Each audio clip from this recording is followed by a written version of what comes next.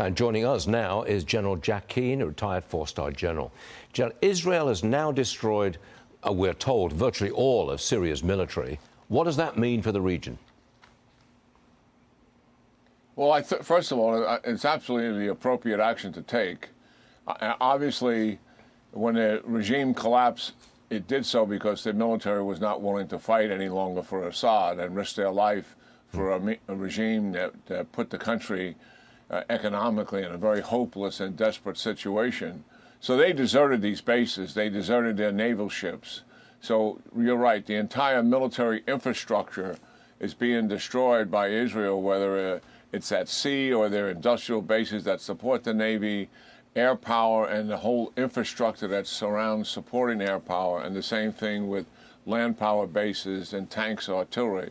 It's certainly a preemptive measure to make certain, obviously, that these don't fall into radical hands and people who are running the country or factions throughout the country who are opposed to Israel and can use them against them. Most significantly, they have been systematically destroying chemical weapons. Yeah.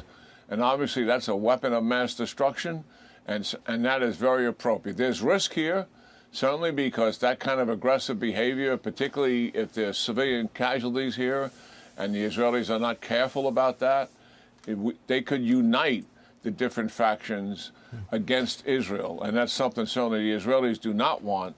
They just don't want them to be armed with Assad's weapons going forward. The right call, I think, is not going to last forever. And also, critical situation that Ben mentioned up in the Northeast with the United States. We hit 75 targets there, make sure ISIS doesn't rise again. But Erdogan is attacking the forces that we're supporting. We had this problem in the Trump administration, and Trump dealt directly with Erdogan on this to resolve that situation. And this may be one of the first things that's going to be on his desk when he comes president, if President Biden doesn't deal with it. General, my question is this. Where are the progressives? If Israel had been restrained, Assad would still be in his palace, Hezbollah would still be attacking, and Iran would still be running a terror organization. Where are the progressives here? They were so totally wrong. Yeah, I mean, it's absolutely stunning. The truth is the fact that Netanyahu was totally focused on wartime objectives as a wartime commander. He was not going to let anybody stop him from military defeating Hamas and destroying as many of them as possible and decimating Hezbollah. That is what he did. And the fact that, so our audience understands, when the regime was almost going to be toppled in 2011, and most of us looking at it because the opposition from the people was so significant. This is the Arab Spring again that started in 2010.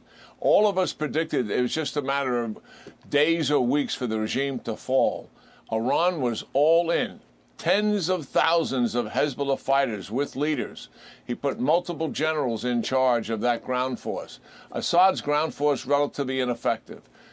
Hezbollah was decisive in stopping that opposition forces and randomly killing thousands and thousands of civilians to try to push them from not supporting the opposition. They saved the regime and did it again in 2015 when the opposition regained momentum.